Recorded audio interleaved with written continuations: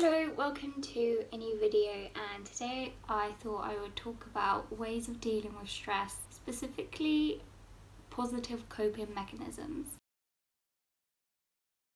I had a lecture on dealing with stress in my first semester, which was very useful. There was a lot of useful information. It was very interesting. It was amazing. I love that lecture so much. And there was something about positive and negative coping mechanisms when it comes to stress. So that's where I got this idea for this video, because I did want to talk about stress in general and ways of dealing with stress, but I thought I would specifically talk about positive coping mechanism, which is basically the same thing as dealing with stress and so on. Hopefully this video is useful during exam season. I hope this video is useful to people and it helps them to deal with stress a little bit better than they were, or maybe some people don't know that there are positive coping mechanisms. I hope this video is useful and helpful and helps people out. I thought I'd give an example of what a negative coping mechanism is and what a positive coping mechanism is, although it's pretty self-explanatory. A negative coping mechanism is one that doesn't help you. So for example, a distraction. You are distracting yourself from dealing with the stress and it's making the stress worse, such as procrastination. You've got an exam and you're so stressed that it's leading you to procrastinate or just not do anything at all. That's an example of a negative coping mechanism. It's making the stress worse.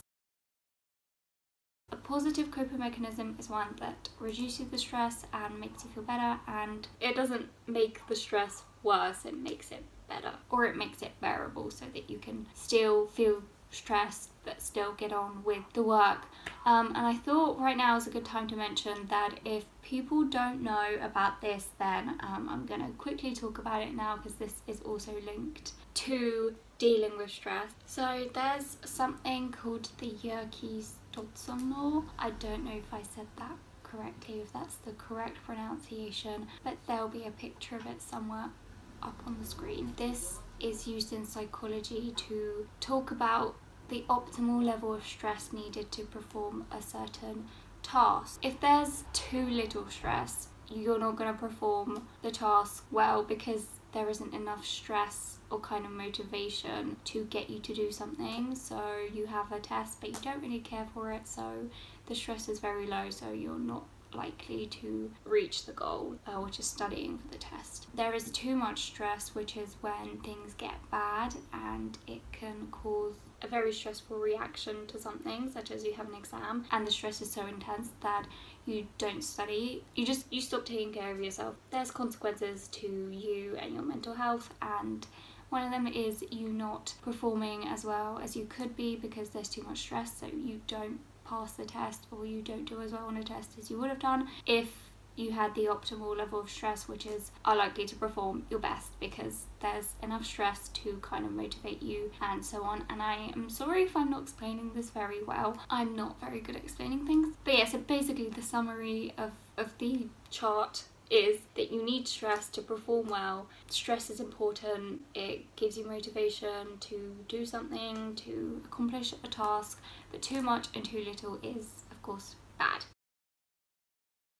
Now onto the positive coping mechanisms of dealing with stress. These coping mechanisms kind of ones that divert your attention from the stressful stimulus. It focuses your mind on something else. Examples of these coping mechanisms would be to do some writing, drawing or painting. Writing or drawing or painting takes your mind off the worries, so it focuses your attention on something else. That's why colouring is very popular when you are feeling stressed. Colouring, writing or reading or drawing is one of those positive coping mechanisms. Another one would be to go for a walk, play an instrument, just move. Do something productive, but it will also take your mind off the stress. So going for a walk, going for a run, visiting people that you know, something that's like active. So getting some fresh air from outside, that is also a very good coping mechanism. Watch some cat videos. I recommend cat videos because they are just amazing. Cat videos, they're the cure for everything. Watch some cute videos of animals such as cats. It will take your mind off the stress, it will make you feel happy. Clean your bedroom, organize your bedroom. Now, I know this can be a form of procrastination, like you're studying and then you realize, oh, my room's a mess, so I'm just gonna clean my room, just forget about studying. That would be a distraction that is negative.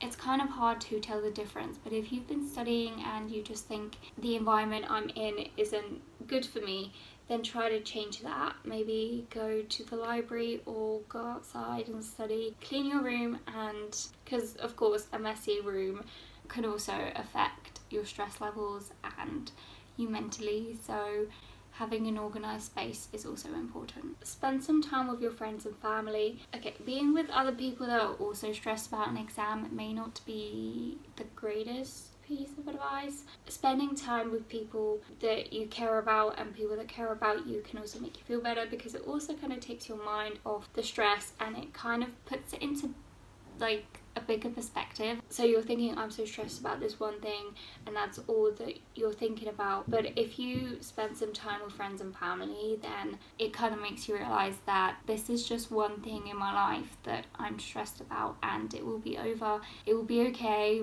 I still have my friends and family who care for me. So that's kind of, I hope that makes sense. It kind of did in my head. The next bit of advice is more kind of cognitive.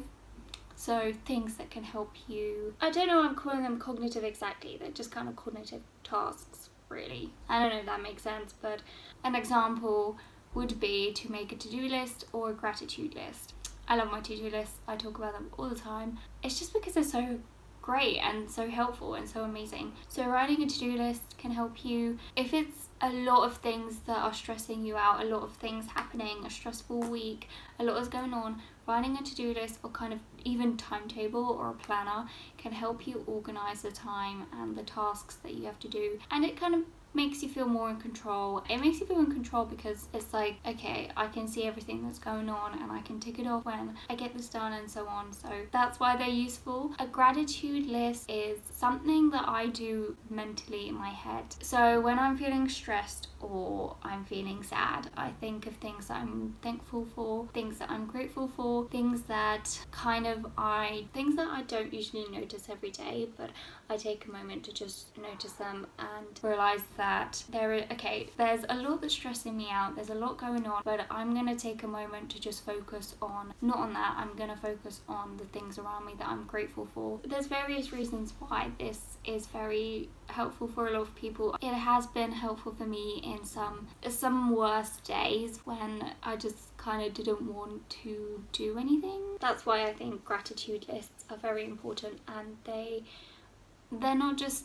important for dealing with stress, but they're great and amazing and important for dealing with anything, kind of. I've rambled too much about that, so on to the next bit of advice. Another bit of advice kind of related to this is to write yourself a goal list. So you may be feeling stressed, and one way to take your mind off it is to write a list of things that you want to accomplish, whether that be in the day, in a week, or in a month.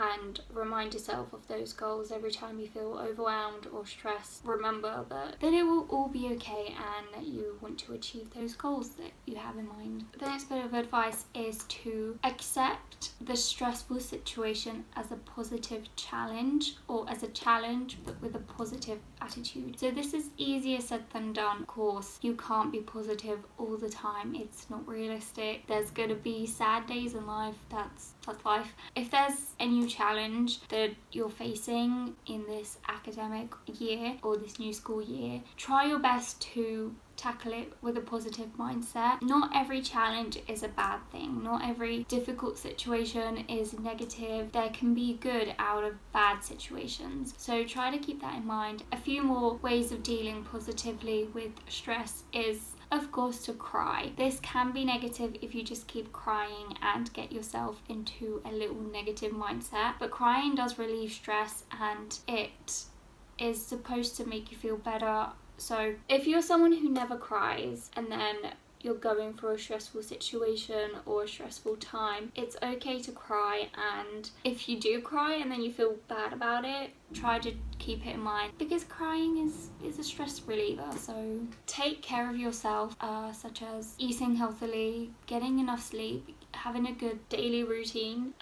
All those little habits they're very important, and they definitely do help you when you're feeling stressed. And it's easy to forget to take care of yourself when you are in like exam mode or going through something stressful or a difficult situation. It's easy to just forget to drink enough water and eat, and it's easy to get into the habit of just not sleeping enough and so on. But those kind of habits, they're very important, and they do help you to deal with the stress better, and they do help you to tackle the challenges as well better. So that's why they're very important. That would be kind of it for this video. That would be kind of all the positive coping mechanism. There is obviously so much more that I did not talk about. There's tons of positive coping mechanisms. There's tons of ways of dealing with stress and so on. This is just a few that I wanted to talk about. If you're watching this, hopefully this video was a reminder for some people to, I don't know, to take care of yourself and to try to approach stressful situations differently and try to deal with them more positively.